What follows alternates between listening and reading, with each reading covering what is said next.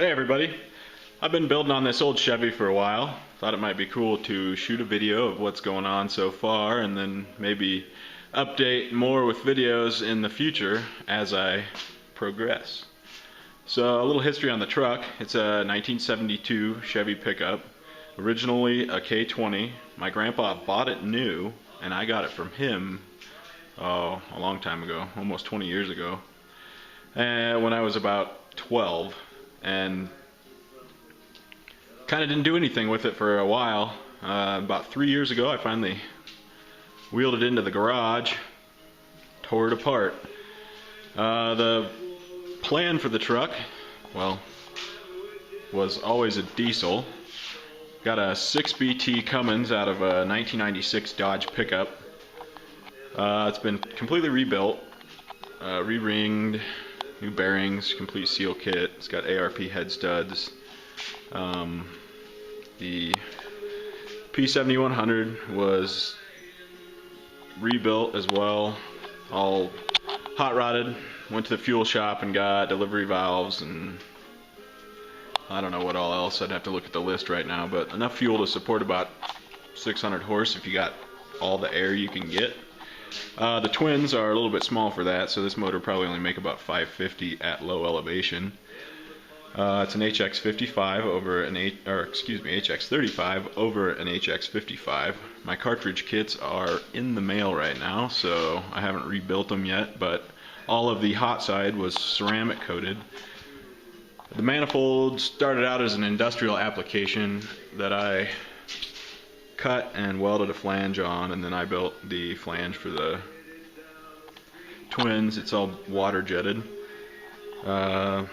Welded up the tubes, the hot pipe back there, and the external wastegate here. The 35 is internally gated as well. The external gate is just to protect the whole system. Got industrial style front drive, sort of. I've got a industrial mount alternator and a homemade lower or water inlet, whatever you want to call it. Relocated the oil filters and got a Cummins oil cooler plate that accommodates that. Fancy little burp tank I built. Belts rerouted, tensioners moved on a custom bracket, AC compressor is moved on a custom bracket. Fans in the stock place. Water pump obviously. Stock position, but got a belt off of a Ford Super Duty, I believe, actually, that fit it just fine. Put a lot of time in the core support so we could fit the Dodge intercooler and Dodge radiator out of the 96. Wanted to match all that to the engine. Thought it would be a good choice. Got a huge nest of wires in there. I've been working on the wiring slowly.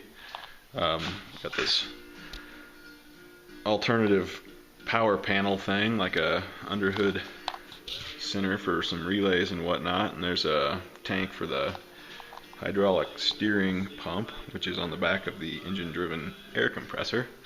It's got hydro boost. We're talking about the wiring.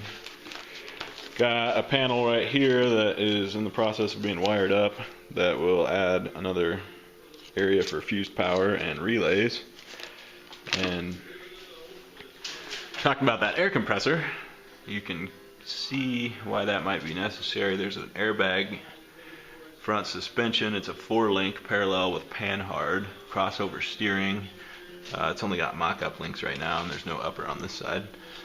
But that was all kind of hard to fit in there with the stock oil pan, so I built one out of aluminum. It's got a water-jetted flange and custom fabricated everywhere. It's got a big silly notch in it because it has to clear the steering when the airbags are dumped.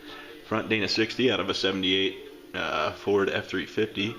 It's got 355 gears, 35 spline stubs, 1350 yoke. That's about it. Rear suspension is also a 4-link and airbag. There's a torsional sway bar right there in the beginning stages of life. A bunch more wiring back here. It's got a B&W turnover hitch that was pirated from a different Chevy and cut to fit. That's a trailer wiring harness, so the trailer plug will get its own power without stealing it from the truck light harness. Tank back here, it's about 40 gallons. Was built for this frame, which has been completely modified. It's boxed in, and I actually replaced the rear frame rails with square tubing because they were kind of rusty. And made the tank to fit in the space I gave myself, and kind of wedged it in there pretty tight to get as much fuel as I could.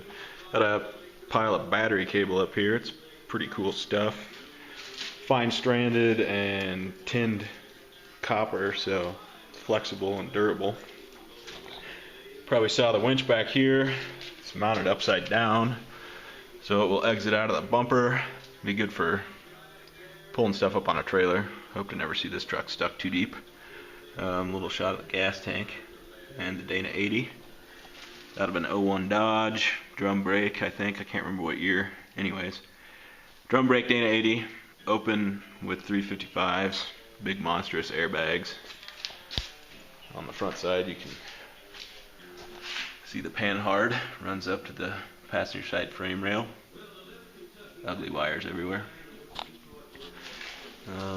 Further up the frame rail, we've got some gnarly fuel filters. Back here, pumping through those filters, we've got a big A1000 Aeromotive fuel pump working as a lift pump, so we won't starve the engine for fuel. The frame, like I said, was boxed in. All of the original cross members were replaced as I was boxing it in with something different. Down here you can see the transmission cross member and mount. It's removable, so if you have to pull the drivetrain, you don't have to fight it too hard. And then up under here, hopefully you can see that, it's kind of dark. There's a cross member under the engine. It is also removable, so you can pull the pan. It's independent of the mounts, so you can actually pull the pan if you wanted to do an in-frame service, or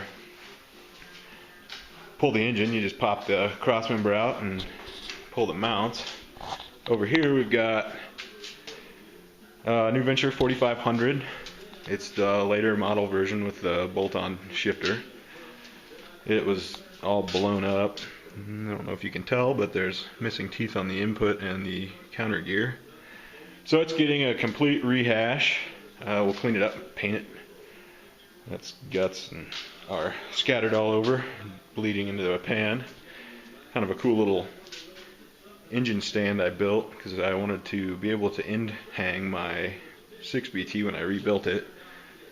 So I made this thing up. Works pretty well. You can in mount a 6BT, still access the rear main seal housing, and use the gearbox. You can spin the engine around without it trying to kill a guy, so that was a fun little project. The interior will be original style bucket seats, recovered in an original fashion. Cut the dash for a stereo.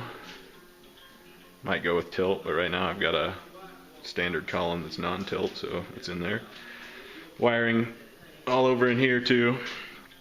As you can see, there's still a lot left to do on the inside, but one piece at a time. The color was 518 medium green, which was the factory sticker color for this truck. Haven't done anything for a front bumper yet, but I think I'm going to do the back bumper in white like the trucks often were. Sometimes they came with silver, but it's upside down so you don't get a real good view for it. But that's the back bumper. It was all hand built. Big 1/2-inch mounting plates that run clear through to the front tie-off points. It's also the receiver hitch, is why it was built so heavily. It bolts into holes in the frame rail at the back that were sleeved with DOM and laid out on a mill, so everything's very tight. You can see the DOM sleeves there in the holes, and the rear bed mount. So still got to build a front bumper, hopefully one of these days. But that is the, well, I guess I can show you a few more things in here. Right, there's the battery box.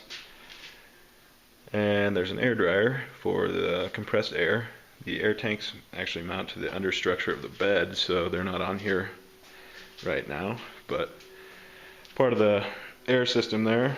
Keep everything nice and dry and mount the batteries low and in the middle of the truck for hopefully good weight transfer.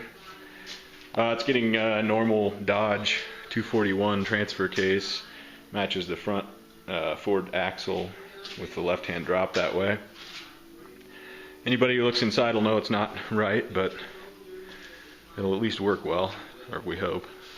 So, there's a quick rundown on my project. Hopefully you guys and gals find it interesting, and perhaps I will continue on with the video updates. Thanks.